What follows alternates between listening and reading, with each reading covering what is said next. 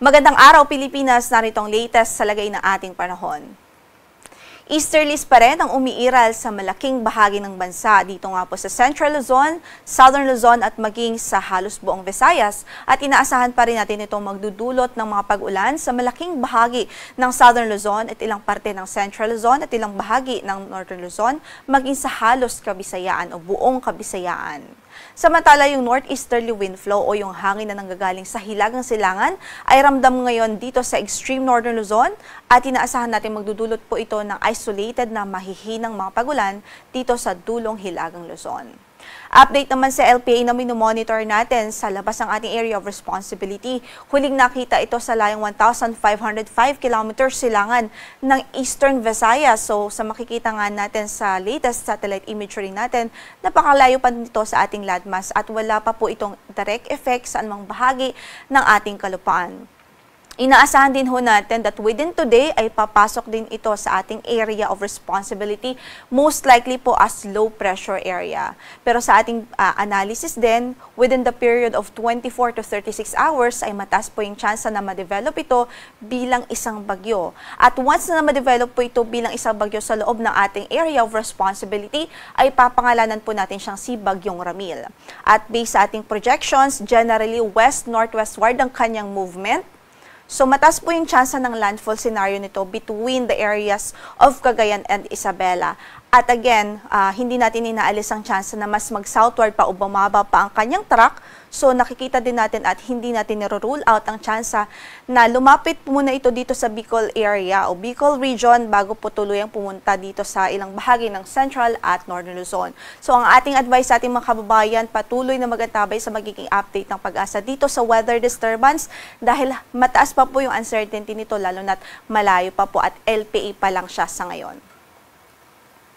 Samantala sa pagtayo ng ating panahon, magiging maulap ang papaurin at mataas ang tsansa ng mga pag-ulan sa halos maghapong ito dito sa Isabela, Aurora, Bulacan, sa Metro Manila, buong Bicol Region, sa Calabarzon maging sa Mimaropa dulot ng easterlies o yung hangin na nanggagaling sa silangan.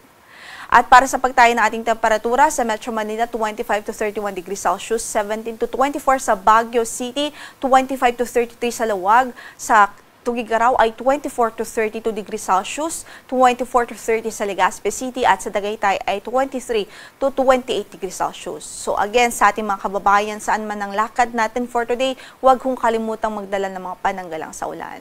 Samantala, dahil din sa northeasterly wind flow, asahan din natin ng mga isolated o pulupulong mahihinang mga pagulan dito po sa Batanes, Babuyan Islands, maging sa Ilocos Norte, dito sa extreme northern Luzon at sa ilang bahagi ng dito nga po sa Ilocos Norte dahil pa rin sa epekto ng northeasterly wind flow.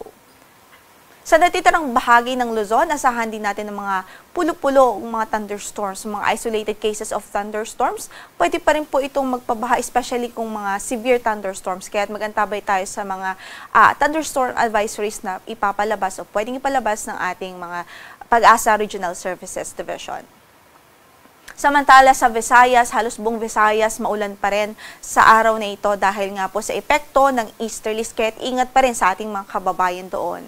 Sa Mindanao naman ay generally mga localized thunderstorms ang pwedeng magdulot ng pag-ulan. So again, kahit saan man po ang ating maging lakad, huwag hong kalimutang magdala ng payong.